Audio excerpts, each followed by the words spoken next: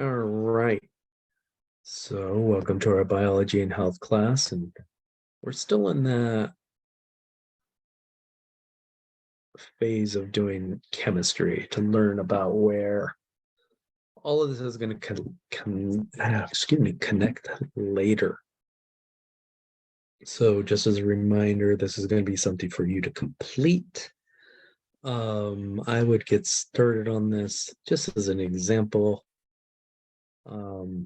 So location, where are the protons? Where are the neutrons? Where are the electrons?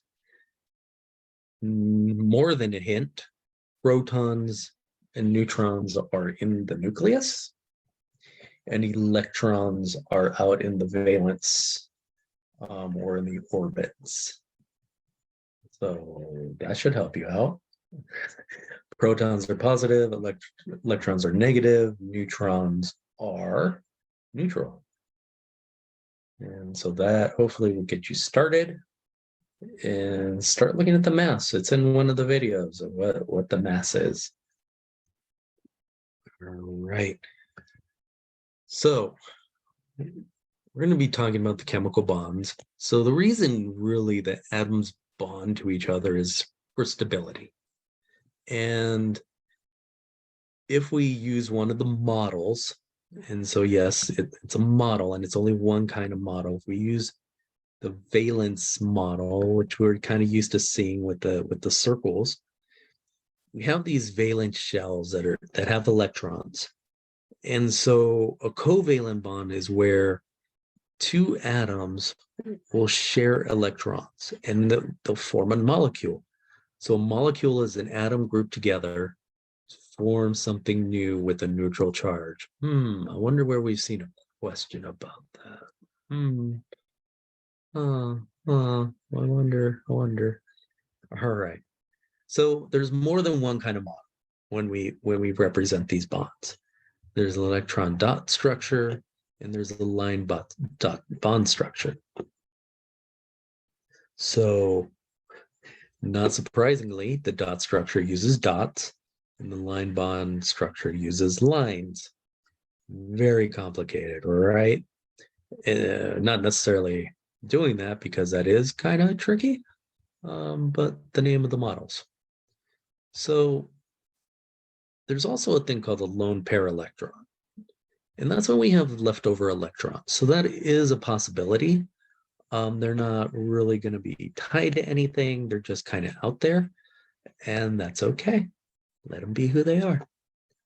So you may run into a question, right? And we're going to go over a sample question here. How many hydrogen atoms does phosphorus bond to in forming phosphine? So little strategy is first identify the periodic group of phosphorus, all right, and tell from there how many electrons are needed to make an octet.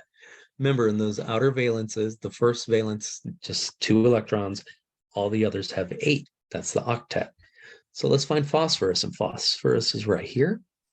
This number right there, the 5A, is how many electrons it has. So if we want 8, we only have 5, we need 3. So we need 3 hydrogens. And so that will complete it. And so that's how we would solve a question of that nature. Now, this is here is just 2 examples. So if we had chloromethane, which is CH3Cl, this is how we would document it in our line bond structure. And I'm going to play a quick little video showing how to do it in the dot version.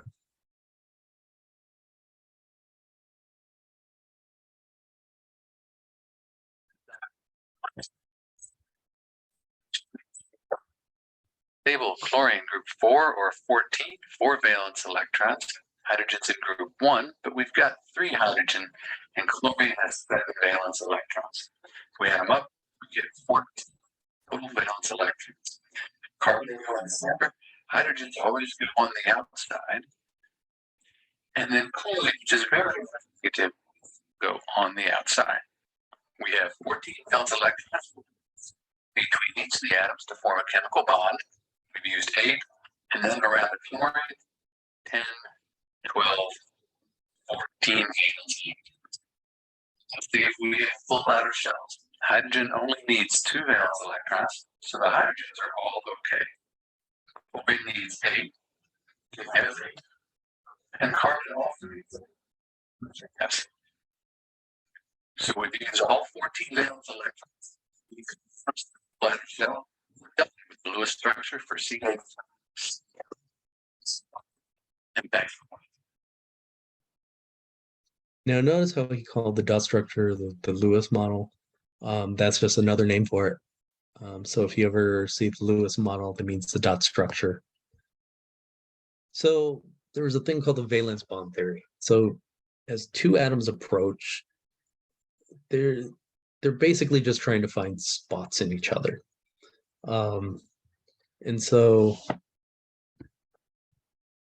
I'm gonna try to, if I have one atom here and one atom here, they have to find, like, pass by each other and have those spots available.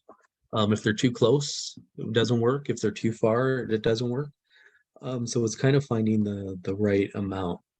Now, when the bond that they hold each other, when they kind of collide into each other, it creates energy. And the strength of their bond is equal to that energy released. And that's what it takes to break the bond. Now, the bond will be a different length in every molecule, and it kind of finds the perfect length to be, again, for stability. If it's too long, it's going to be easier to snap. If it's too short, it just doesn't work, like there's between the energy of each atom. There's also going to be this weird thing, we'll talk about it a little, called a sp3 hybrid orbital. So all these rules, for every rule, there's rule breakers, and that's what the sp3 hybrid orbitals are. Just the way things fit, they don't fit well. So the orbitals have to take these shapes, and we refer to these as the bond angles. So you can see that this one's 180, 120, 109. There's our 120 and a 90. There's our 90 and 90. And so these orbitals, in order to fit together, take on these non-standard kind of shapes, and orbits in particular, and it actually makes them stronger, and that's why they're doing it, is they're trying to be stronger. Okay, so you had a couple of assignments, and we'll take care of those in upcoming class, but what I'm going to want from you is to tell me about your organelle. There's that, I believe it's like 55-minute video where that gentleman goes over organelles. I want you to pick an organelle to talk about. I'm more concerned about something that interests you and something that's exciting from you. Obviously, some facts and tell me what it's about, but is there anything that really jumped out to you is what I'm more concerned with. Also, you're going to be presenting a hypothesis, so make sure you go over the video on the scientific method, and what is your hypothesis regarding blood pressure. And I mentioned you don't need to know much about high blood pressure. Like, you can still make observations and come up with a question, even if you don't know anything. It actually kind of makes it a little more exciting. So that'll be for class next week. So be prepared with both of those items. The organelle presentation, just looking for 5 to 10 minutes. The blood pressure hypothesis is really just your hypothesis. So it shouldn't be that big of a deal. All right, I'll see you next week.